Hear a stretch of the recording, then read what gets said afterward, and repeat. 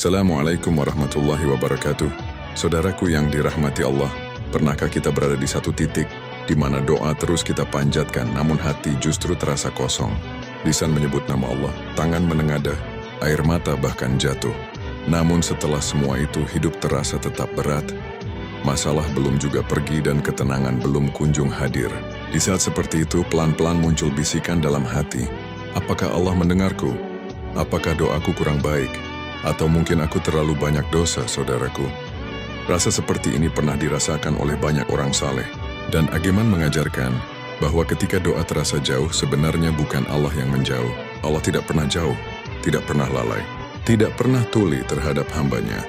Yang sering terjadi adalah hati kita sedang lelah, hati kita penuh kecewa, penuh harapan pada makhluk, penuh rasa ingin cepat dikabulkan. Ageman mengingatkan dengan lembut, kadang Allah sengaja menunda jawaban, bukan karena tidak sayang, tetapi karena Allah ingin kita datang lebih dekat. Bukan sekadar meminta, tetapi benar-benar berserah.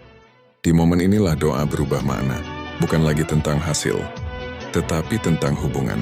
Allah ingin kita mengenalnya, bukan hanya saat butuh, tetapi juga saat hati mulai goyah. Maka jika hari ini doa terasa jauh, jangan putus asa, jangan berhenti memohon. Justru inilah undangan dari Allah. Undangan untuk kembali dengan hati yang lebih jujur, lebih rendah, dan lebih yakin bahwa Allah selalu dekat bahkan saat kita merasa sendirian. Saudaraku yang dirahmati Allah, setelah kita merasa doa terasa jauh, seringkali kita menyimpulkan dengan cepat, seolah-olah Allah sedang meninggalkan kita. Padahal kebenarannya tidak demikian. Ageman mengajarkan satu keyakinan mendasar. Allah tidak pernah menjauh dari hambanya. Yang sering menjauh adalah hati kita sendiri. Dalam kesibukan hidup, kita terlalu sering bergantung pada sebab, mengandalkan usaha, mengandalkan manusia, mengandalkan kemampuan diri. Saat semuanya berjalan lancar, kita lupa mengingat Allah.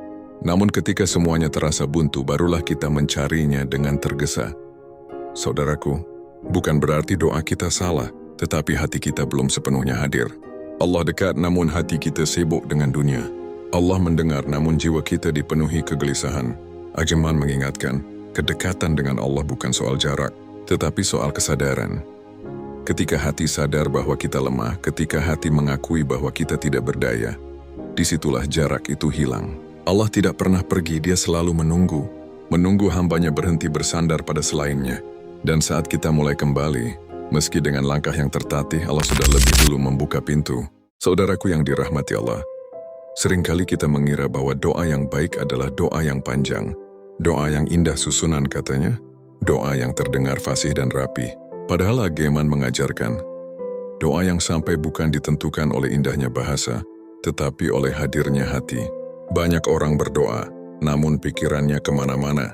Lisannya memohon, tetapi hatinya sibuk menghitung masalah.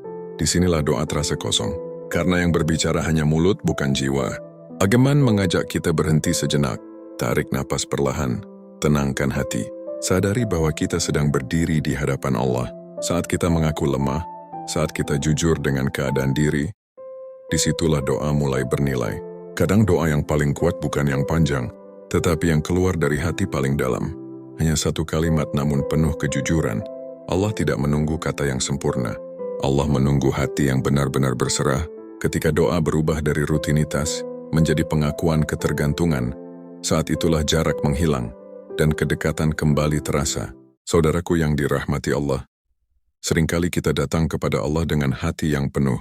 Bukan penuh harap saja, tetapi juga penuh luka, penuh marah, penuh kecewa kepada keadaan dan manusia.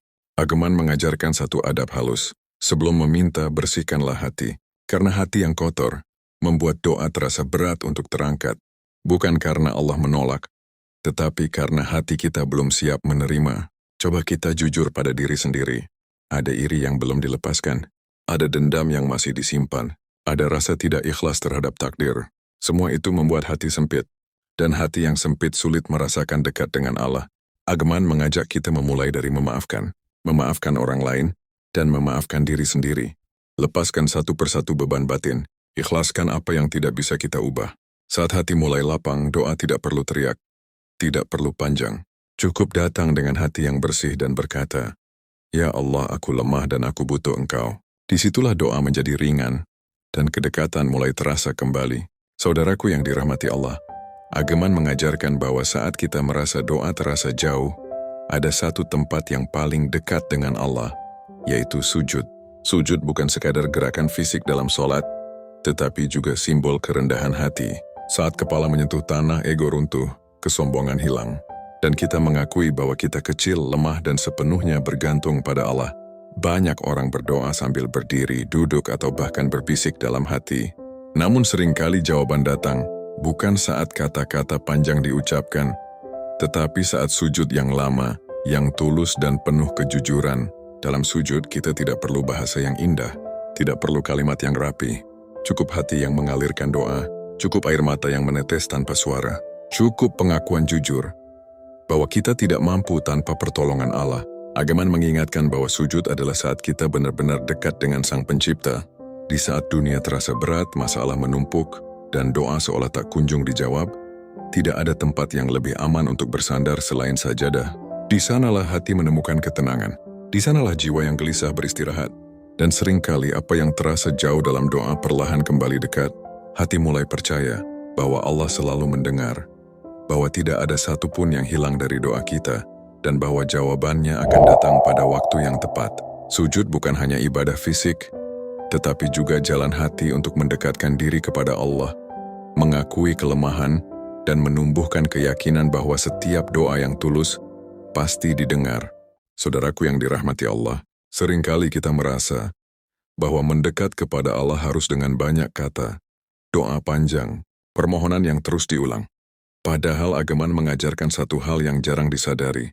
Kadang, kedekatan justru lahir dari diam. Diam bukan berarti berhenti berharap. Diam adalah saat hati belajar tenang, belajar percaya. Dalam diam kita berhenti memaksa kehendak, berhenti mengatur takdir, berhenti menuntut jawaban cepat. Ageman mengajak kita duduk sejenak setelah berdoa, tidak berkata apa-apa, hanya merasakan kehadiran Allah. Di saat itulah hati berkata, "Ya Allah, Engkau tahu segalanya." Tanpa kalimat, tanpa suara. Diam yang seperti ini bukan kelemahan, tetapi bentuk tawakal yang paling dalam. Dan seringkali, ketenangan yang kita cari datang bukan dari jawaban doa, tetapi dari rasa yakin bahwa Allah sedang mengurus segalanya. Saudaraku yang dirahmati Allah, banyak hati yang lelah bukan karena doa tidak dikabulkan, tetapi karena doa belum dikabulkan sesuai waktu yang kita inginkan.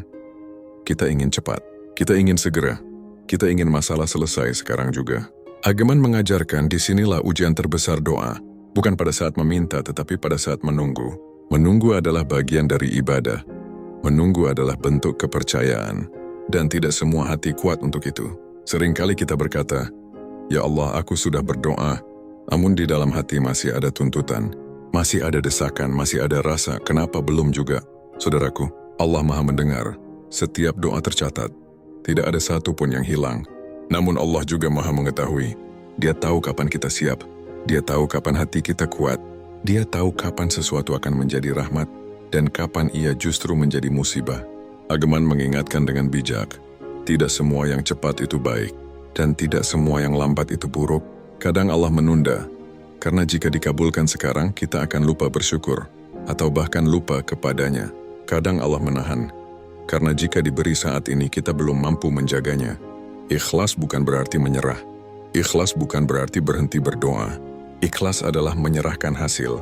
Setelah kita bersungguh-sungguh memohon, ikhlas adalah saat hati berkata, "Ya Allah, jika ini baik dekatkan, jika ini buruk jauhkan, dan jika aku belum siap kuatkan aku." Saat ikhlas mulai tumbuh, doa berubah rasa. Tidak lagi terasa berat, tidak lagi terasa jauh, karena hati sudah tenang, karena jiwa sudah percaya bahwa apapun yang Allah pilihkan pasti yang terbaik meski hari ini belum kita pahami. Saudaraku yang dirahmati Allah, pada akhirnya kita sampai di satu kesimpulan sederhana. Ketika doa terasa jauh, yang perlu diperbaiki bukan jaraknya, tetapi arah hati kita. Allah tidak pernah menjauh, tidak pernah menutup pintu, tidak pernah lelah mendengar. Yang sering terjadi, kitalah yang datang dengan hati setengah. Datang sambil berharap pada dunia, datang sambil menggenggam ego dan keinginan sendiri. Ageman mengajarkan jalan pulang. Pulang dengan hati yang rendah, pulang dengan sujud yang panjang. Pulang dengan diam yang penuh percaya. Jika hari ini doa belum terjawab, jangan berhenti mendekat. Justru perpanjang sujud, perdalam ikhlas, perkuat yakin. Karena doa bukan sekadar untuk dikabulkan. Doa adalah cara Allah membentuk jiwa, menguatkan iman, menjernihkan hati. Dan percayalah, ketika hati sudah kembali dekat, jawaban Allah akan datang. Entah dalam bentuk yang kita minta, atau dalam bentuk yang jauh lebih baik. Maka jika hari ini engkau merasa lelah, datanglah kembali kepada Allah. Tidak perlu kata indah, tidak perlu suara lantang. Cukup hati yang jujur dan keyakinan penuh bahwa Allah selalu menunggu. Wassalamualaikum warahmatullahi wabarakatuh.